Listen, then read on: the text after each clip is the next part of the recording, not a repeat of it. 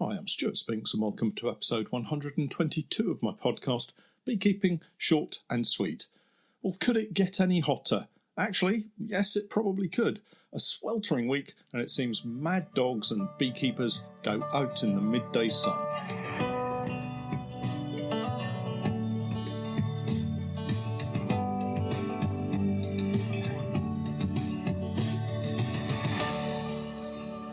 Beekeeping Short and Sweet, a beekeeping podcast for the inquisitive beekeeper with a short attention span. A beekeeper, in fact, just like me. I'm grateful to Honeypore Hives for sponsoring in part our podcast for this season. Honeypore Hives, as I'm sure you're aware, are poly Langstroth hives, and we're setting up an apiary full of their hives this season, courtesy of Honeypore. Check out their range of hives and other equipment on their website, and I'll leave links to all of the websites in the show notes as usual. Honeypore Hives, designed by beekeepers for beekeepers.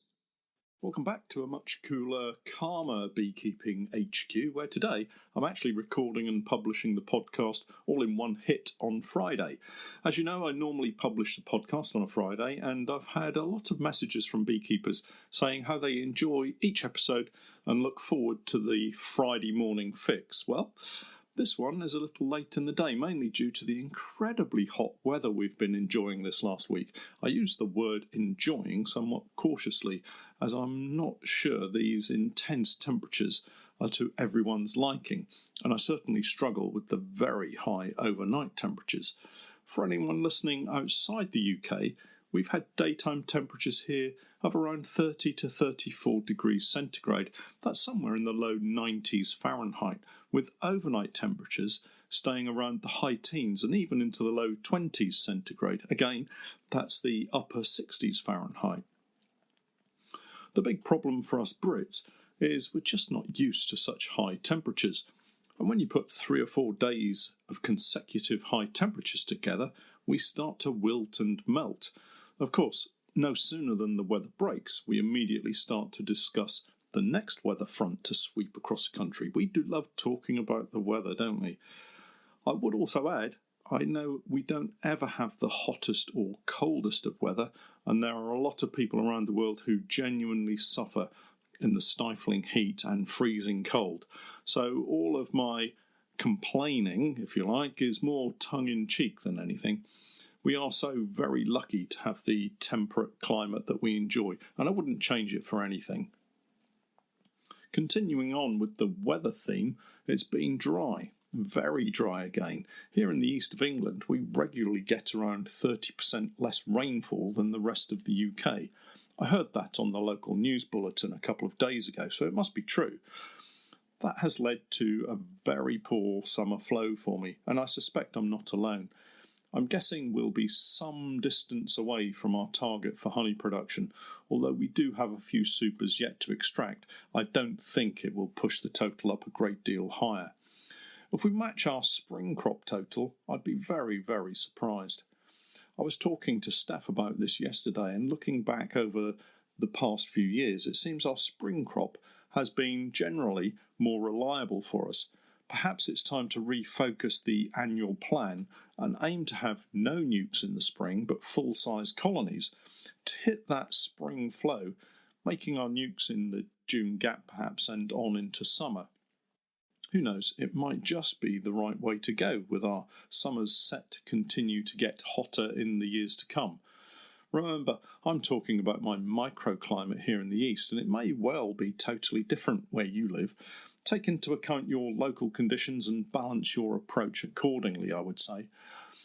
Sticking with the weather theme, it's been a hot, hot week. Getting out among the bees has not been the most comfortable experience, and taking on lots of water constantly has been a major help. I have one of those steel vacuum flasks that keeps the water nicely chilled for most of the day, and it's a decent size so I can keep hydrated. I don't know about you guys, but I start to get a bit cranky when I dehydrate and I'm beekeeping, and it's so tiring. It's been a necessary evil this week as I've been completing the last of the super removals and adding treatments. As I said last week, I'm using the Apitraz strips, and interestingly, I had an email from the National Bee Unit this week talking about authorised treatments and reminding people that Apitraz was on the list. If you've not registered on the National Bee Unit website, you won't be getting any of the advisory emails or warnings, and I thoroughly recommend it. The website is packed with information and advice, and if you want to, you can also keep a record of your inspections on there too. Forget all the Big Brother is watching you conspiracy theories and just get signed up. One day it may just pre-warn you and save your colonies. Some time ago, I mentioned I'd got some new queens from a fellow commercial bee farmer here in the UK. I have to say, I think they're going to be fantastic. The nukes I've created have all now gone into full-size hives and are drawing comb and storing food for the winter. The brood pattern is as good as I've ever had, and they are so calm.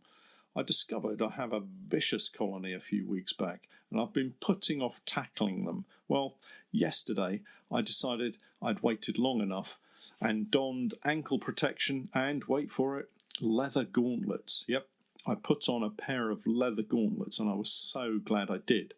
I was immediately stung about 5 or 6 times on the fingers. The gloves protected me nicely, and I only ever used them in the most extreme of situations, and this was one of them, maybe once every other year or so. It's the problem when you're raising so few queens as I do. Every now and then, a rogue queen or swarm will throw up a genetic monster that needs to be tamed. The colony, set up as a double brood, just to make things more difficult, was split into the BS Honey nuke boxes, and I divided those into the 3-frame nukes, and I've got more queens arriving today to go into them. I'll leave the nukes for another 24 hours, by which time they should have started to produce any emergency queen cells that I can then knock down. The new queens will then be left in their cages inside the nukes for another couple of days or so to make sure that the nukes are hopelessly queenless before I break off the tab and release the queens. I find this gives me the very best chance of acceptance and the minimum failures. I've often said I wanted to raise my own queens and try to get back to as near native as I can, but with all the work that I do, it's proving far more trickier than I'd hoped.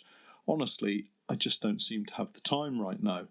Producing the videos and the podcast, answering emails and questions from beekeepers takes up a lot of time, and I just can't do it all by myself. And I'm not complaining, it's just that at some point something has to give, and this year it's been the queen rearing.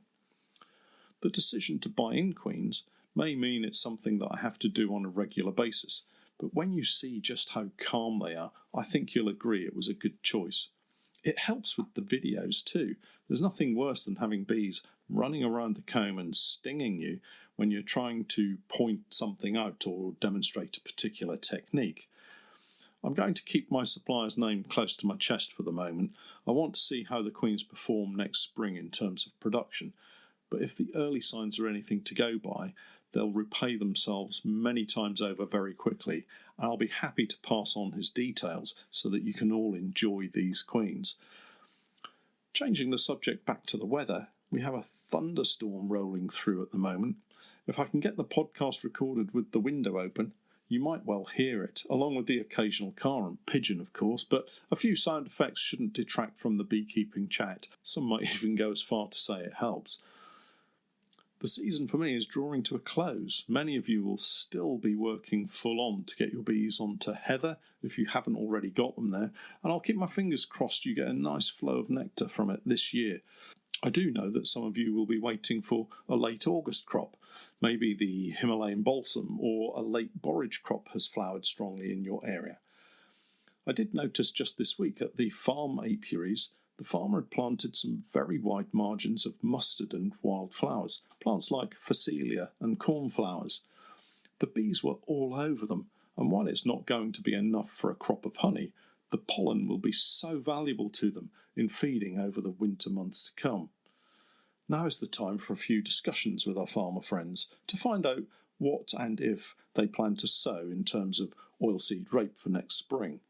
We have 2 farms that grow it, and I intend taking full advantage of it next spring, along with, hopefully, providing the farmers with an uplift in pollination. The variety grown this year was called Ambassador, and it turned out to be a really decent crop.